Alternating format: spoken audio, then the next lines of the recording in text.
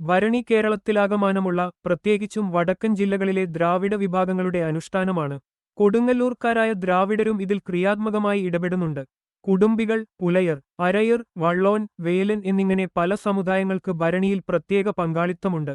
തിരുവോണം നാളിൽ വിശ്വകർമ്മജർ പട്ടും താലിയും സമർപ്പിക്കുന്നതിൽ തുടങ്ങി മലബാറിലെ തച്ചോളി വീട്ടുകാരുടെ കോഴിക്കല്ല് മൂടൽ ചടങ്ങാണ് പ്രധാനം. കോഴിക്കല്ലിൽ ചുവന്ന പട്ടു വിരിച്ചു പൂവൻകോഴിയെ സമർപ്പിക്കുന്നതാണ് ചടങ്ങ്. രേവതി നാളിൽ കളമെഴുത്തു പാട്ടും വിളക്കുമാണ് ചടങ്ങുകൾ.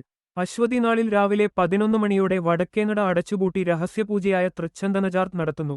ഇത് പൂർത്തിയാക്കി കൊടുങ്ങല്ലൂർ തമ്പുരാൻ പട്ടുകുട ഉയർത്തുന്നതോടെ കാവ് തീണ്ടൽ ആരംഭിക്കുന്നു. ഈ സമയത്ത് ചെമ്പട്ടണിഞ്ഞു വാളും ചിലമ്പും ധരിച്ച കോമരക്കൂട്ടങ്ങൾ ഉറഞ്ഞു തുള്ളുന്നു. ഭക്തർ മുളന്തണ്ടുകൊണ്ട് ക്ഷേത്രത്തിന്റെ ചെമ്പോല തകിടുകളിൽ ആഞ്ഞടിച്ചു 3 പ്രദക്ഷിണം ചെയ്തു നൃത്തം ചെയ്യുന്നു. തുടർന്ന് പ്രസാദമായ ഉണക്കച്ചെമ്മീനും വാങ്ങി മടങ്ങുന്നു. ഉത്രട്ടാതിനാൾ മുതൽ ക്ഷേത്രത്തിലേക്ക് വെളിച്ചപ്പാടന്മാർ കൂട്ടമായി എത്തിത്തുടങ്ങുന്നു. അവർ തങ്ങളുടെ അവകാശത്തറകളിൽ നിലയുറപ്പിക്കുകയും ചെയ്യുന്നു. രേവതി സന്ധ്യക്ക് കാളിദാരികനിൽ നേടിയ വിജയം അറിയിച്ചുകൊണ്ട് രേവതി വിളക്ക് തെളിയുന്നു. ആയിരക്കണക്കിന് ഭക്തരാണ് രേവതിക്ക് ക്ഷേത്രത്തിലെത്തിച്ചേരുന്നത്. ചെമ്പട്ടുകൊണ്ട് കോഴിക്കല്ല് മൂടൽ, കോഴിയെ സമർപ്പിക്കുക, വാളും ചിലമ്പും എടുക്കുക, രോഗശാന്തിക്കായി മഞ്ഞളും കുരുമുളകും അഭിഷേകം, ശ്വാസകോശരോഗങ്ങൾ അകലുവാൻ തവിടാട്ടുമുത്തിക്ക്, ചാമുണ്ടി, തവിട് അടിക്കുക, ഇഷ്ടവിവാഹത്തിനും ദീർഘമംഗല്യത്തിനുമായി പട്ടും താലിയും നടയ്ക്കു വെക്കുക തുടങ്ങി ധാരാളം വഴിപാടുകളും ഭരണിയോടനുബന്ധിച്ചു നടക്കാറുണ്ട്.